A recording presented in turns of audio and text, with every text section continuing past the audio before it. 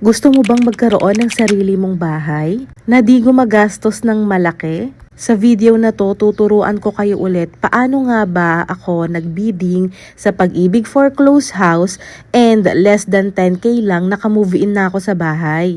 Pero bago yan, tingnan nyo muna itong nabili ko dito online na ladder. Tingnan nyo, ang ganda at ang tibay kasi sinubukan naming dalawang magpartner na medyo may kabigatan ay talaga namang kayang-kaya. Up to 200 kg nga po pala yung kaya neto ha. Hindi nyo na kailangang manghiram pa sa kapitbahay ng hagdan kasi sa murang halaga meron na kayong mabibili dito online. Madali lang din naman siyang itupi pagkatapos mong gamitin. Ilalagay ko na lang sa comment section kung saan ko to nabili. So paano nga ba ako nanalo ng bahay na 1k reservation lang tapos less than 10k lang ang binayad ko, naka-move in na ako. So ganito po yung una nating gagawin ha. Make sure po na kayo ay member ng Pag-ibig. At pagka-member ka na ng Pag-ibig, dapat meron kang 24 months monthly contribution. Kahit hindi pa yan sunod-sunod, kahit ano pa yan, laktaw-laktaw, basta total of 24 months. Sa mga nagtatanong naman na paano yan, nahinto na ako sa paghulog.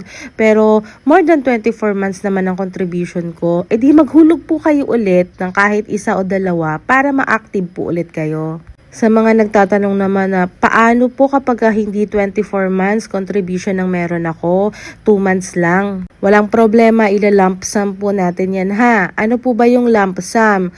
Ganito po yon. Yung lump sum ay isahang bagsakang bayad ng contribution mo.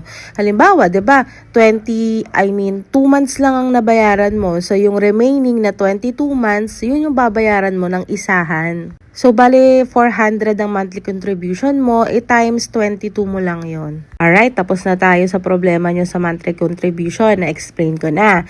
Pumunta na tayo ngayon sa Pag-ibig kasi gagawa na tayo ngayon ng buyer's ID. Yung buyer's ID kasi yung kailangan para po kayo makapag-bid. Hinihingi po kasi nila yan. So, punta po tayo dito sa Pag-ibig and then scroll down. Punta po tayo sa sa acquired asset and then sa baba po neto, merong nakalagay create buyer's ID. So magre-create po tayo ngayon, magre-register tayo. Ito po yung tanong ng marami kasi po iniisip nila common nagwo-work po sila sa company, hindi na individual yung pipiliin nila, pinipili na po nila yung company bidding. Ganito po yan ha. Individual po lagi ang pipiliin natin kahit po nag-work tayo sa company. Bakit? Kasi po, tayo po ay nagbibid lang for ourselves. Hindi po tayo magbibid na representante tayo ng isang kumpanya. Gets po ba? Kasi may mga company po kasi or organization na nagbibid din sila para sa kanilang business. Tayo naman po, as individual na tao, nagbibid po tayo para sa sarili natin para magkaroon tayo ng sariling bahay. Kesyo self-employed ka pa or nagtatrabaho sa company, individual po ang inyong pipiliin. So okay na, continue na tayo. Sagutan nyo po lahat ng mga tinatanong dyan, i-register sa pagre-register, number, etc. And makakatanggap po kayo ng OTP para po ma-sure nila na working ang inyong number. After na makatapos po kayong sagutan ng lahat, nagpicture na, nag-upload na ng mga valid IDs, ay mag-aantay lang po tayo ng 1 to 3 days para po sa approval. So let's say, na-approve na kayo, meron na kayong buyer's ID. Tara, balik ulit tayo sa Pag-ibig. Acquired asset ulit tayo. So, mag-scroll tayo pababa and then mag-search tayo ng location na gusto nating makabili ng bahay. Let's say, dito sa Cavite. Pero may other places pa po like Cebu, Bulacan, Manila, Laguna. I-search na lang po. So, pag-search natin, lagi po nating tatandaan ha.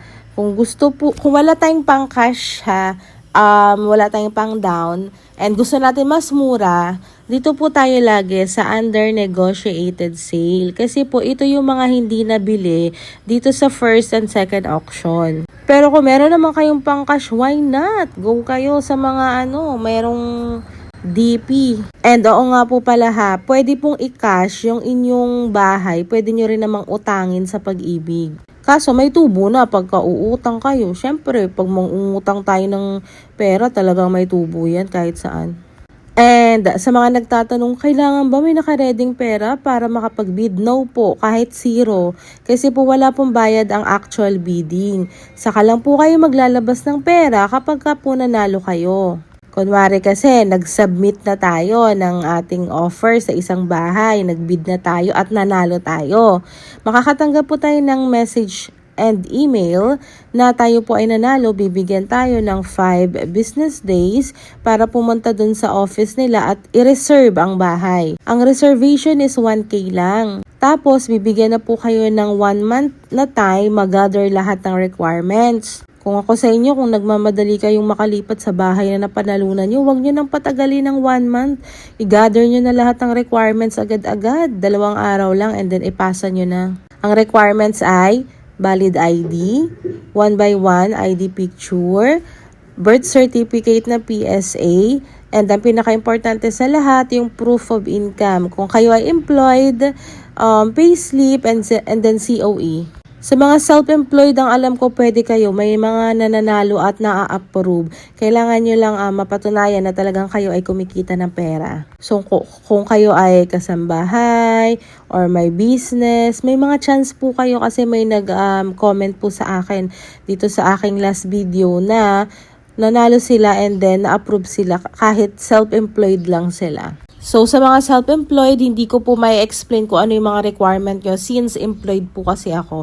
Mas maganda, pumunta po kayo mismo doon sa office ng Pag-ibig para tanungin kung ano ang mga requirements sa self-employed. Sa mga nagtatanong, pwede bang mag-bid ang mga nasa abroad? Yes, pwede, but kailangan nyo po ng Philippine number kasi nga, di ba, magre-register kayo gamit yung phone number. So, payo ko na lang, utusan nyo yung kamag-anak nyo na mag-register pagka okay na.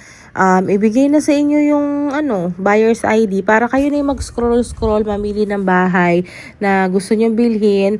And then, pagka-aasikasuhin na ipaasikaso nyo sa kamag-anak nyo, kailangan lang naman ng power of attorney. So, oo nga po pala, kapag nag-reserve na kayo ng bahay, binigyan na kayo ng 1 month, diba, na i-gather yung requirements. Pag nakapagpasa na kayo ngayon ng requirements, kasabay na yon requirements at saka yung babayaran nyo na insurance, stamp, etc. Basta lahat-lahat po yun yung sa akin ha.